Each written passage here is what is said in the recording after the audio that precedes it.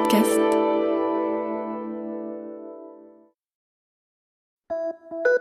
Salut, c'est Clara de Lina. Cette semaine, dans La vie d'avant, je vous emmène à la rencontre de Marie-Vonne. Cette jeune femme est une vraie passionnée de bricolage.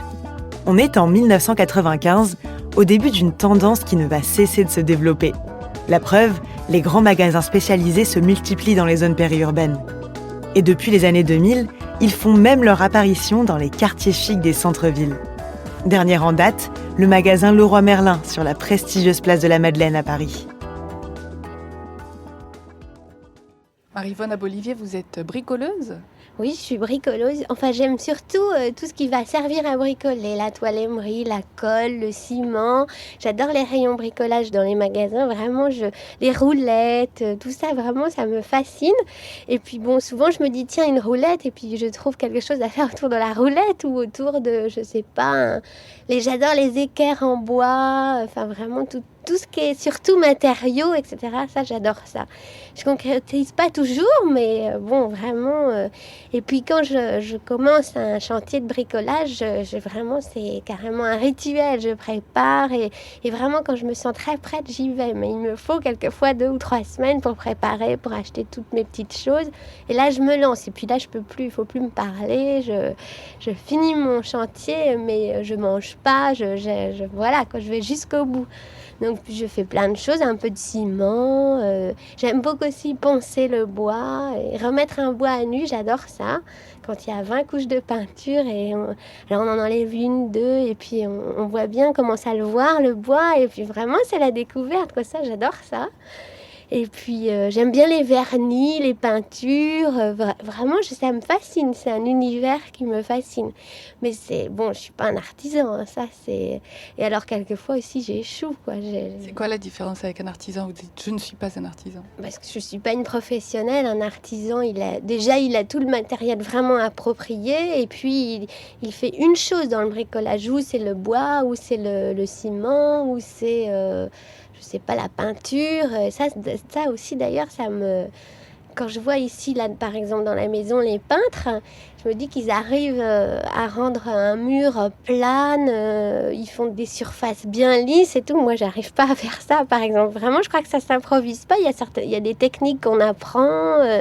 Et le bricoleur, la différence, c'est qu'il réussit toujours pas ses chantiers. Et puis, justement, c'est ça la différence. Je pense que les artisans ont des secrets et des bons secrets qu'ils gardent et que les bricoleurs n'ont pas. Et voilà ce qui fait la différence du travail d'un artisan et d'un bricoleur amateur. Je pense que c'est ça. Mais vous avez l'impression que vous ne pouvez pas apprendre ? Si, mais qu'il faudrait du temps, de la pratique. Si, sans doute, mais du temps, quoi. Il faut du temps, je pense. Et puis être accompagné d'un artisan, un vrai. Il faudrait faire un apprentissage pratiquement. Vous parlez surtout des objets qui sont autour du bricolage, c'est-à-dire aussi bien les outils que les matériaux. Vous en parlez plus finalement que du but. On dirait que le but, c'est complètement secondaire pour vous. Presque, parce que c'est vraiment surtout ça qui me fascine. Le but, c'est vrai qu'on est aussi très satisfait quand on a fini quelque chose, on le montre à tout le monde, c'est moi qui l'ai fait, c'est vraiment une satisfaction.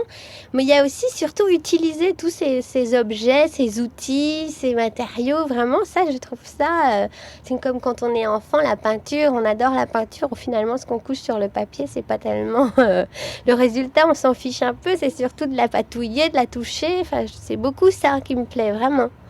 Vous traînez beaucoup dans les rayons bricolage ? Oui, j'adore ça. Vraiment, j'adore ça. Et puis, la population est très drôle parce qu'il y a aussi les gens qui demandent beaucoup de conseils et qui finalement s'éparpillent un peu comme moi. Et on voit les gens qui savent vraiment ce qu'ils vont faire, qui posent la question.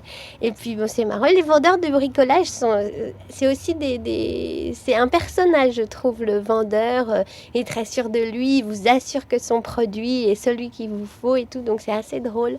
On a vraiment l'impression d'avoir affaire à un spécialiste et on est rassuré quand on lui a acheté le produit qu'il vous a vanté, quoi. Donc je trouve que vraiment c'est drôle. Quand on descend au BHV, là, en plus c'est souterrain, on a vraiment l'impression de tomber dans la caverne d'Ali Baba et tas de choses, on se demande bien à quoi ça peut servir. Enfin, c'est vraiment drôle, j'adore ça. Ça vous est arrivé de vous inventer un chantier à partir d'un outil que vous aviez trouvé particulièrement beau ? je l'ai trouvé ça, je sais pas ce que c'était, un compas, un très joli compas, et j'ai essayé de savoir si on pouvait faire un rond sur du bois. J'ai tracé autour, j'ai mis un crayon au milieu et tout, mais j'ai jamais compris à quoi ça servait. J'ai toujours cet outil, il faudrait que je demande, mais je sais pas à quoi ça sert. Ou c'est peut-être quelque chose pour le dessin, j'en sais rien, mais c'était vraiment très beau, il y avait plein de petits chiffres, des petites échelles, mais je sais pas ce que c'est. Donc vous achetez sans demander en fait. Bah oui, ouais. Je l'ai pas acheté parce que je l'ai trouvé, mais si je l'avais vu avant, je l'aurais peut-être acheté, oui. Quelle est la réalisation dont vous êtes la plus fière?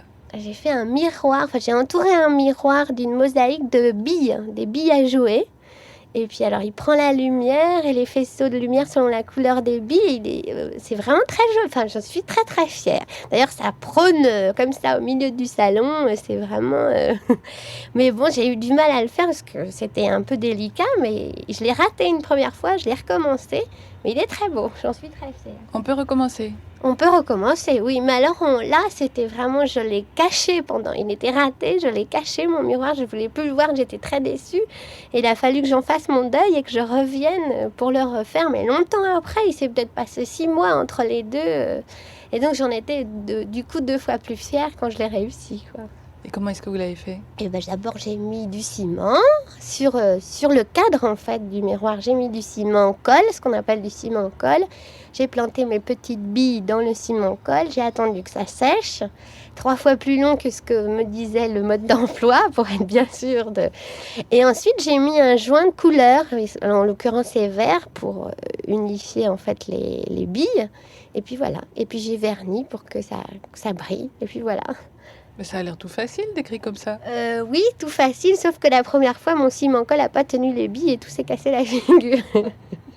Mais ça a l'air facile. Finalement, quand j'en parle, oui, c'est facile. Mais le résultat est très beau. Alors, ça vous tente ce DIY ? Merci d'avoir écouté cet épisode. S'il vous a plu, partagez-le et abonnez-vous pour ne rater aucun nouvel épisode. Je vous retrouve la semaine prochaine pour une nouvelle rencontre dans la vie d'avant. En attendant, vous pouvez écouter d'autres récits en archive sur Ina Podcast.